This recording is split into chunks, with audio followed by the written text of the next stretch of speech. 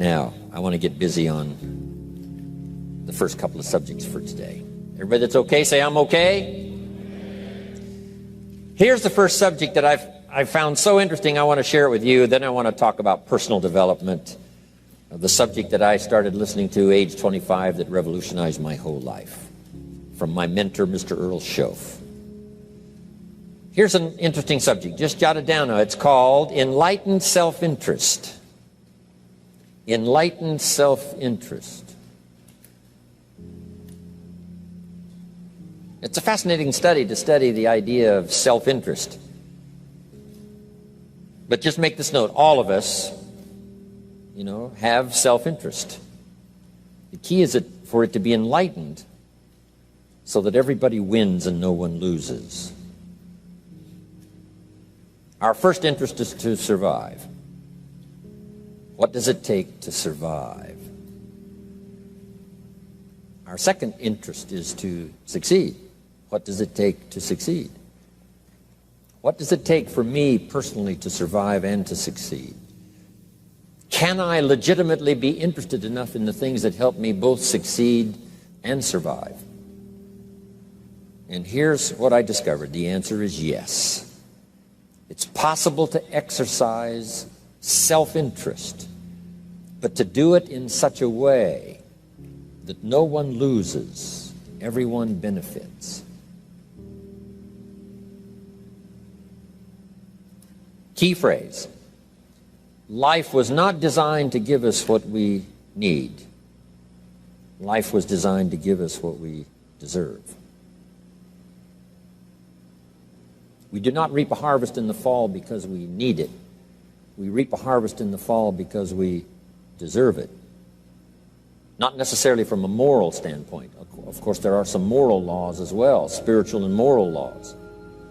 But just the basic laws that simply say if you wish to reap, you must plant. So jot this down. Reaping is reserved for the planters. And the reason they reap is because they deserve it. They're the planters. They deserve to reap. Interesting Bible phrase that says, if you keep knocking, you'll find open doors. Good phrase to jot down. If you keep knocking, you'll find open doors. Doors of opportunity. Doors of a chance to meet someone. Doors open for association. Doors open to find someone special. Doors open to find a unique business colleague. If you keep knocking, the phrase says, doors of opportunity are open to those who continually knock. So we don't find open doors of opportunity because we need them. We find them because we deserve them. Only those who knock deserve to find an open door. But the promise is, if you continually knock, you'll find doors of opportunity. It says, if you search, you will find. So make the note, it's good. Finding is reserved for the searchers because they deserve it. Now, at first they may have needed it, but they now know that just needing it is not sufficient. But if they need it, now they must qualify for it. The reason why you're going to be blessed with good ideas this weekend is because you've come searching. You've gotten on an airplane to come searching. Got in your automobile to come searching. You got here searching. Now you're ready to receive. And for those who search, they will find answers. They will find plans, imagination to stir yourself into action for future benefit. So if you search, to find a good idea, you must go looking, go searching. You've got to go to church. You've got to go to class. You've got to go to the seminar. You've got to go to the library. You've got to go to the books if you wish to find. Rarely does a good idea interrupt you. Rarely. But if you will search, you will find. So we get not what we need, but we get what we deserve. It says if you ask, someone has an answer. If you keep asking, the answers belong to you, because by virtue of asking, you have qualified. So we don't get what we need, we get what we deserve. The mother on welfare should be taught in some small manner that hopefully she can begin deserving the welfare check. Not getting it because she needs it, but now starting to get it because she deserves it. If the welfare worker says to Mary, Mary, I brought a bucket of paint and a paintbrush, and the next time I come, if the door is painted and the fence here in front is painted, I give you the check for $450.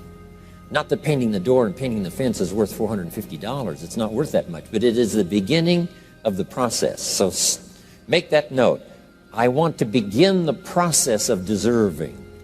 What would that be? What process should I begin engaging in to deserve good health, to deserve a good relationship, to deserve prosperity, to deserve an enterprise, to deserve the opportunity to build a city? What must I do to begin the process of deserving? So now the welfare worker comes back and the door is painted and the fence is painted, and now Mary gets the $450 to help take care of her children, not because she needs it, but because she's beginning to deserve it. Then the welfare worker thinks of some other project. She said, Mary, if these weeds are gone and this little garden is cultivated, when I come back, now that the door is painted and the fence is painted, if the weeds are gone and this little garden is cultivated, you get the $450. And step by step, a new life is emerging, learning the process of deserving it, not just needing. We teach our children at home, right? Child says, I need $10. So that language doesn't work here. There's plenty of money here, and the vaults are full. But to say I need $10 is not how you open the vault. So the child says what? Wow, how can I get that $10 that I need? So here's what they learn to say. How could I earn $10? Now the vault opens up. Now the money starts to flow. How could I earn $10? What could I do to earn the money? Not to get the money because you need it. Maybe you need the money. That's, all of us have needs. But here the key is to figure out how to open the vault, how to open the bank, how to open this unbelievable flow of resources to come our way. And here's the key: to deserve it, not to need it. You can't walk out to the field and say to the field, I need a crop. Here's what the field says. Here's what the ground says. Who is this clown that brings me his need but brings me no seed? So jot that down. Take your seed to the marketplace, not your need. Don't disclose your need to the marketplace, only your willingness. We'll talk about that a little later today. Because the marketplace is not interested in your need, but they are interested in your seed. They're interested in your willingness to work. They're interested in your disciplines. They're interested in your eagerness. They're interested in your vitality and your work ethic. That's what the marketplace is interested in. Not your need, but your seed. Okay. We get what we deserve. Old Testament God says, if you'll move toward me, I'll move toward you. See, that's how you get those occasions to meet God. You must make the move. God could say, you don't move, I don't move. You say, well, that's arbitrary. Well, when you're God, you can make it that way.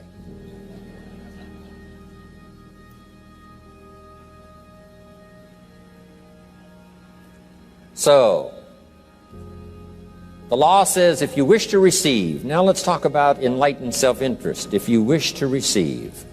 And we would call the wish to receive self-interest. But if it's enlightened self-interest, here's what it says. I understand that in order to receive, I must give. Receiving is reserved for those who give. Receiving is not reserved for those who need it. It's reserved for those who deserve it. We deserve the receiving by giving. In fact, there's an extraordinary phrase in this little context, and here's what it says. It's better to give than it is to receive. Now, the uneducated person would find that difficult to ponder. Why would it be better to give than it is to receive? So let me give you one of the better phrases for the day. Here it is. Giving starts the receiving process. So of course it's better to give than it is to receive. How much receiving do you wish? You must start the giving process. For me to receive my additional fortunes for the future, not necessarily for the money, because I don't need the money. I take the money, but I don't need the money. But here's what I do need: for someone to say a year from now, 5 years from now, Mr. Rohn, that seminar helped to change my life. And for whatever reason, I was brought here to this place for this time. And later someone says that. See, to receive that kind of thanks, it's unbelievable. Here's what you cannot buy: that kind of thanks. You can't buy it with money. You have to earn it.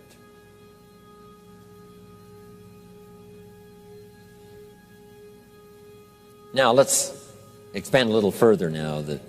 It's called the law of riches and wealth. In our own self-interest, if we wish to be rich and wealthy and prosperous and healthy and all the valuable things we can think of for the human experience, how could we get there? It's understanding the law of enlightened self-interest and the law of deserving.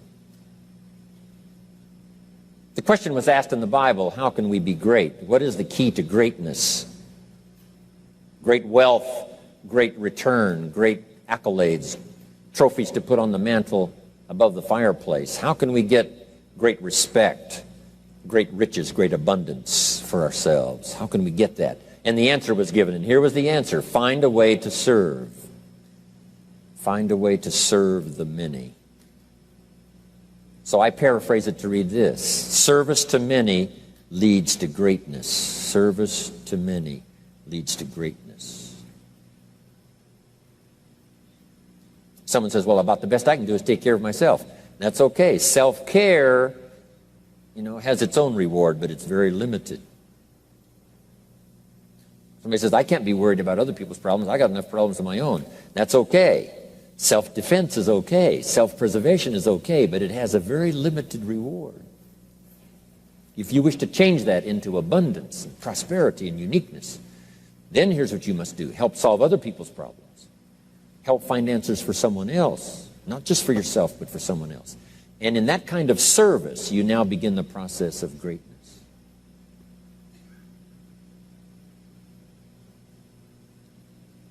Someone asked the question, how can I be ruler over many?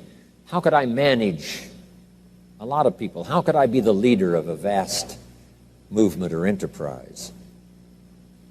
Here was the answer: nothing wrong with that wish. We call that self-interest of the highest kind. Wishing to be the manager, the ruler, wishing to be presiding over many people. Here was the answer: be faithful when the amounts are small. Be faithful when there's just a few. Be disciplined when there's only a few. That starts to entitle you to someday be ruler over many. You say, well, if I had a big organization, I'd really run it with a strong hand and I'd be a fabulous leader. But I've only got a few and I don't know where they are. See, that's not going to work. If you wish to preside over riches, you must start when the amounts are small. Someone says, oh, if I had a fortune, I'd really take good care of it, but I've only got a paycheck, I don't know where it goes. See, not knowing where it goes disqualifies you now for presiding over the fortune. We've all heard that, right? I don't know where it all goes. Did you ever hear that expression? Oh, we'd love to have you run the company. You don't know where it all goes. Somebody says, it just gets away from me. Oh, we'd love to have you run the world, right? It just gets away from you. Somebody says it's only pennies and it's only a few. Here's where you begin to qualify for abundance and riches and greatness and respect, is to be disciplined when the amounts are small. Someone finds it unique, right, that this many people would come and hear what I've got to say for a whole weekend, but this is not where I started. I started with just a few. But I was so on fire with the few, trying to translate for them in my awkward ways back then what had happened to me. My life got changed, my income got changed, my health got changed, everything got changed for the better.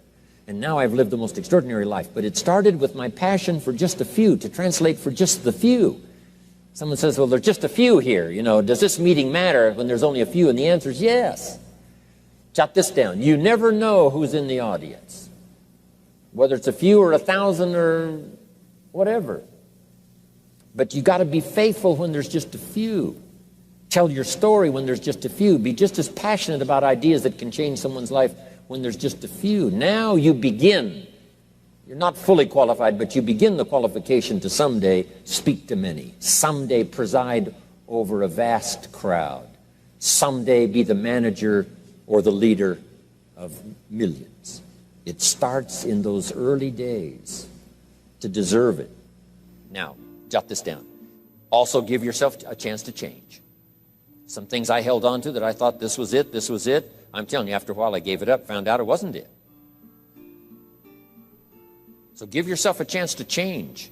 Refine your philosophy. Refine your direction. If you'll give yourself a chance to do that, here's what will happen down the road a ways. A new door will open that you haven't discovered before. Give yourself a chance to change. Reevaluate.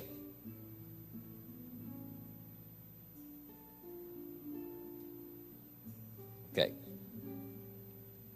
So let your library be a testimonial of your dedicated interest in accelerated personal development, that you will read whatever you have to read, you will hear whatever you must hear, and you will watch and see whatever you must see in order to make your life refined and worthwhile and achieve all of your purposes.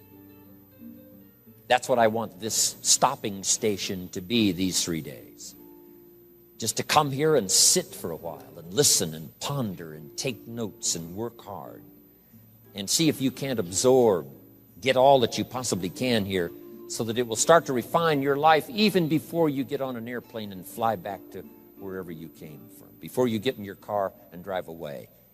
What we share with you here, with all the rest that you've learned, this will be a catalyst to start a process even before you get home that'll start working for you.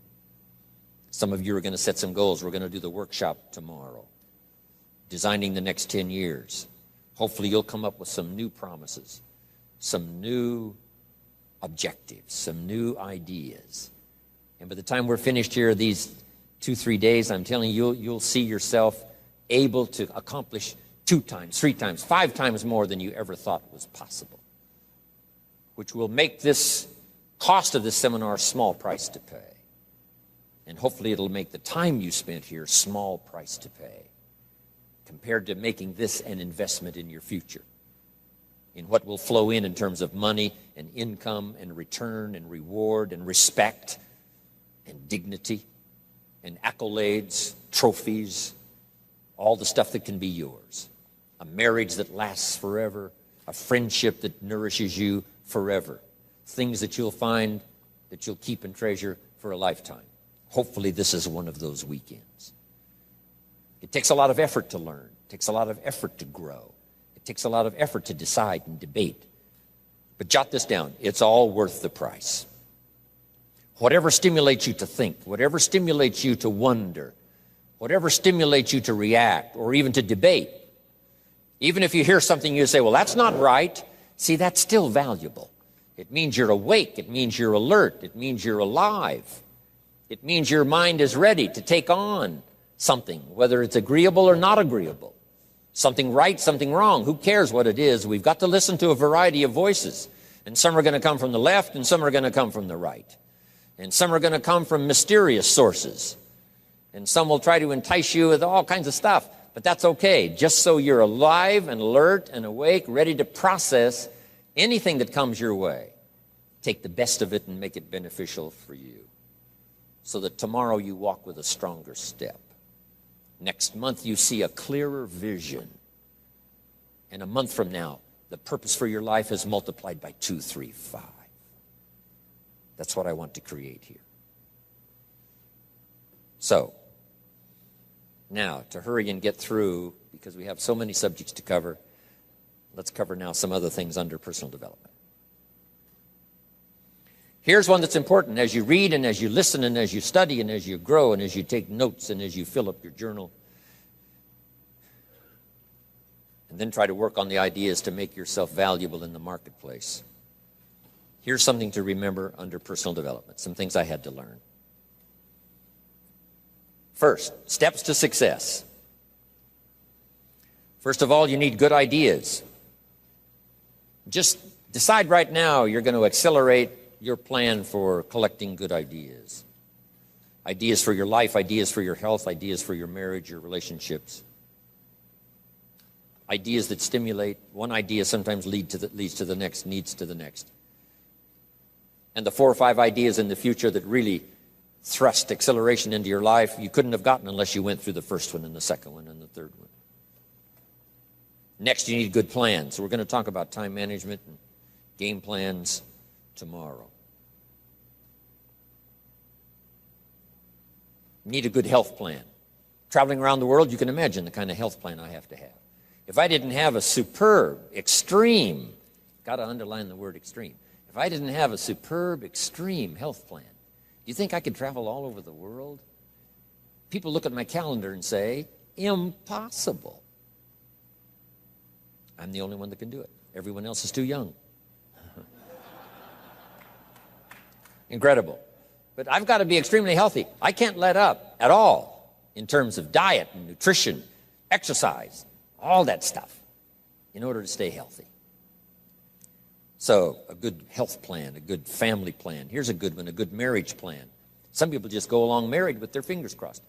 You've got to have a better plan than that. Some are whistling in the dark, hoping everything will work out. Not a good plan. You need a good plan for how to use the day. We'll talk about that tomorrow. Best kept secret of the rich, how to use your time. A good plan to meet the right people over the right amount of time to stimulate your life. You need a game plan for lifestyle. We'll talk about that later. So to succeed, we need good ideas and good plans. Here's the next. We have to learn to handle the passing of time. Because all of this takes time to learn, to grow, to change. Getting through the seasons takes time. The spring has a certain amount of time. The summer has time. The harvest has time. The winter has time. Learning to handle the passing of time. Jot this down if you're involved in business. You've got to give your project time. You've got to give your people time. Give people a chance to learn, chance to grow, chance to change. One of the great requirements, especially in such an industrialized, busy, mad, dashing society, and that is to have people patience. First, we exercise it with our children and our family. Getting people to work together, got to have patience, even with your family. If you're involved with independent people, it's a challenge. It's like herding cats, trying to get them to work together. Herding sheep is easy. They very quickly get going the same direction. But try herding cats. It's like your children. Different ages and different personalities and different opinions. To get the family all going the same direction, kind of working together to make things work, I'm telling you, it is a challenge. But if you'll have some patience, you can do it. Now, here's the big one, to have patience with yourself. Give yourself time to learn. Give yourself time to understand good ideas. Give yourself time to make changes and then grow into those changes. Give yourself time to refine your personality to fit the business, whatever business you're engaged in. In some, you may have to speak up a little stronger. In some, you may have to calm down just a little bit more. Just learn to refine your personality and your temperament to suit. All of us can do that, but it takes time. Have patience with yourself. We had to do that from the beginning. Learning to tie the shoestrings of your shoes. If you tried a couple of times and says, I'll never learn this, it's over. Say, no, you can't go through life with your shoes untied. Come on. Some people, maybe it happens for them a little quicker than others. Some people get the hang of it almost overnight. Someone else, it takes a little longer. If it takes you a little longer, have patience with yourself. Because patience has its own reward. Patience is a virtue of the extraordinary kind. We have to have patience with our employers. We have to have patience with government officials. You've got to have patience with IRS. You've got to have patience with the Army. You've got to have patience with the FBI. Here's a good thing to remember while you're exercising patience. Usually enough good people will finally make it right. You just got to jot that down. Usually enough good people will finally make it right. Not everyone in the community is going to toe the line and do the moral thing. But let me tell you what, most will. That's how we create a society that we can live in. Most will. Every teenager will not obey all the rules and regulations and live a model life. Not everyone will, but jot this down. Most will. Enough will. When the good Lord recruited 12, not every disciple, not every one of the 12, but it was enough of the 12 to start a movement that's lasted for 2,000 years. Not everyone, but enough will. There's only been a couple of exceptions to that rule. One was the story of Sodom and Gomorrah. God was going to destroy Sodom and Gomorrah for their evil ways. Abraham had a friend that lived there. And Abraham implored and said, God, if I can go to Sodom and Gomorrah and find 50 righteous people, will you spare the city? And God said, Abraham, you've been such an excellent friend of mine. Yes, I'll spare the city if you can find 50. So he searches the city, can't find 50 good people. Comes back and says, Lord, would you take 40?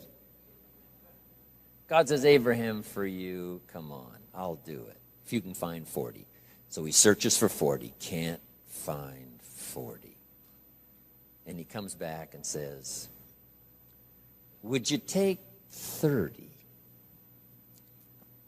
Good Lord says, Abraham, only for you will I reduce it to 30. Can't find 30. Can't find 20. Abraham said, this is my last request. Would you take 10? God said, only for you, Abraham. So he went searching for 10, and you know the story, right? Couldn't find 10. That's the exception to the rule. So he said, Abraham, get your friend Lot and his family out of there because the end has come. But that's the exception to the rule. So jot down the general rule. Most will. In a civilized society, most will obey the rules. In government, most will. Not every senator will, but what? Enough will to build a stable government and a future.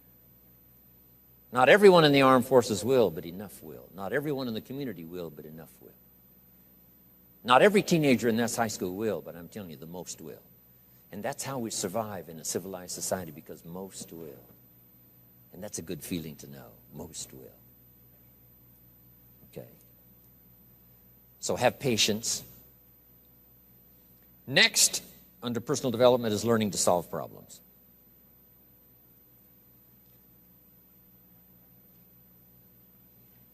By the way, having patience with the seasons takes time to develop the crop. You can't plant the seed, dig around it in a few days saying, where is it, where is it? And you can't really help. All you can do is nourish. Some people plant in the spring, leave in the summer. Just haven't got the patience to last. So next comes solving problems. Business problems, family problems, personal problems, financial problems, emotional problems. There's all kinds. Here's a good idea I found in solving problems. Every once in a while you've got to, I haven't got it here, but I can just describe it for you. Take a piece of paper, put a line down the center of the paper, and on the left side, describe the problem. So just jot that down. A piece of paper in half, on the left side, describe the problem. Sometimes it's a good idea to take a problem out of your head and put it on paper. We'll talk a little bit more tomorrow about how to think on paper. This is one of the ways to think on paper. Our mind usually is too busy sometimes to sort things out. So if you take it out of your mind, put it on paper, what is the problem? And you just describe to the best of your ability what the problem is. And then ask this question, is that all of it? Because if you're going to prescribe something for the problem, you need to know what all of it is. When you've got it all listed, on the other side now of the paper is called answers and solutions. The problem on one side, answers and solutions on the other side. And now let me give you 3 questions. 3 questions that can help solve most any problem. Here are those questions. Number 1, What could I do? So just jot that down. What could I do? Then you start developing what we call working papers. And the working papers consist of making a list of the things you could do to solve this problem. Number one, and you say, well, number one would take too long. I can see that right now. Let's go to number two. Maybe that's the answer. Number three, no, that isn't it. And let's say you've got several points now and you've done your best to try to solve the problem yourself and you can't solve it yourself. Here's the second question. What could I read? Maybe somebody spent a lifetime researching the problem you've got, and they've got some excellent answers from a lifetime of research.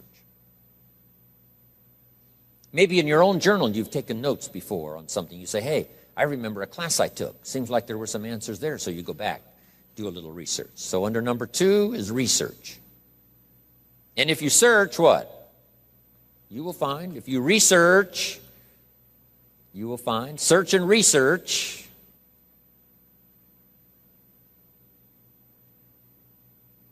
Now, research as soon as possible, because if the problem is severe, you don't want to wait till too late. My friend Kenny comes to me and says, he just lost a beautiful lady, fabulous lady. They got a divorce. She was really something. Then after his divorce, he comes to me and says, you know, it's over. But he says, you know, something strange. He said, I found a book in my own library that I think would have saved my marriage if I had read it before my divorce. And it was a book entitled How to Live with Another Person. He said, I should have read that book a long time ago. He finally read it, but it was a little late. It's like reading a book on nutrition after you've had a heart attack, right? I mean, that's good. That is good. But gosh, it's so much better to read it before. Spare yourself the agony and the lost time and maybe the loss of your life. Now, if you tried to solve it yourself and you can't solve it and you've researched and it doesn't seem like you've got the answer, here's number three. The third question is, who could I ask? Is there someone around me that might have the answer to my problem? Now, under that, put this. Don't ask first now. Try to solve it yourself. Develop some working papers. What you think you might do, that still isn't it. Here's some books I've read. This guy's crazy. This guy, no answers, haven't got it. Now I ask. But if you now can show your working papers to who you ask, you can't believe how swift the answer will come. All of us have heard this, but let's remind ourselves one more time and put it in your notes. We all love to help people who, first of all, try to help themselves.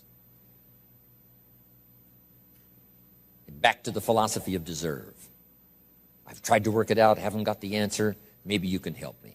Somebody is very willing to help you if they know you've tried first to help yourself. It works that way with our children, right? My daughter Linda, before she got married, used to travel a lot. She comes to me and said, Daddy, I'm headed for Thailand. I said, wonderful. She said, I've saved up my money. I said, fantastic. She said, I've got $1,000. I said, wonderful. She said, the kids wanted to go here, wanted to go there. I didn't go. They wanted to buy this, wanted to buy that. I didn't buy. I got my money put aside, $1,000. I said, Linda, unbelievable. You must be my daughter. That's fantastic. Now she said, to make the trip, I only need a couple of thousand more. An easy 2,000, right? But she knew she couldn't get the whole 3. But she knew that if she worked hard to the best of her ability and put that first 1,000 together, the next 2 was easy, right? Okay. So, develop your working papers. Do your best to solve problems. Here's why you try to solve it on your own first. You need the mental and emotional muscle. You need the discipline. If you just quickly go to the answer, somebody that's got it, now you're not developing the muscle. You're not developing the discipline to solve your own problems, because there may come a day when there's no one else to ask. So you need the rhythm of learning, the rhythm of trying, the rhythm of seeing if you can do it first to build the emotional, mental muscle.